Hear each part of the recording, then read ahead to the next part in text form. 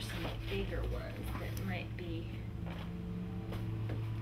wanting to find one particular. This is for a book that I want to find. Here we go.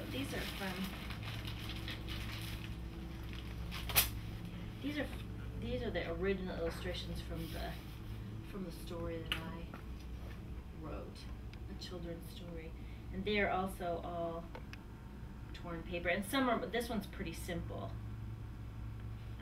and then I've got some that are slightly more. Like these then become slightly more complicated when you're dealing with like patterns in the rug and. Yeah, that one was on the web. Oh, this one? Oh, Yeah. I see. I don't even know. Then there's one particular one I want to show you, and I thought it was in here. Let me see. Oh, this is another fairly.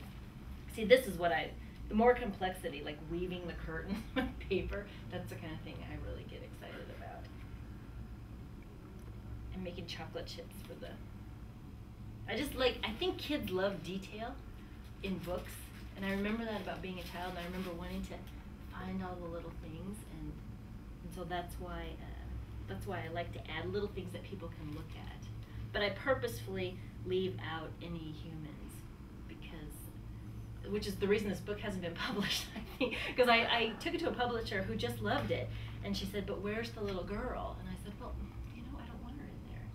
That's dumb. Why don't you want her in there? And I said, well, because if I do it, I'm giving her a race, I'm giving her hair color, and I'm giving her things that won't allow her to be accessible to other children.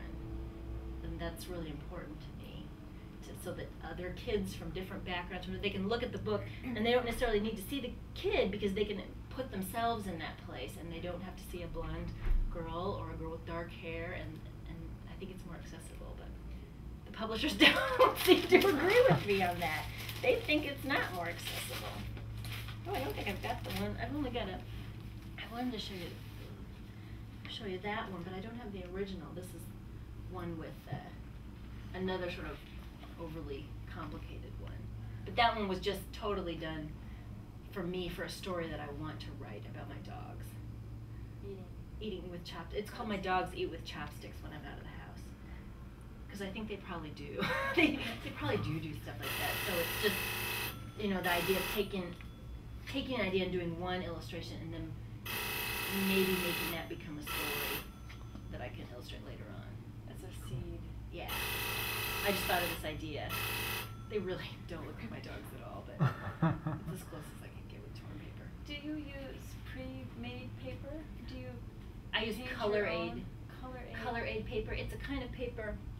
Do we have any in here? It's a kind of paper that is that has the color screened on, so it's really rich, vibrant color. Problem is, it'll fade in light.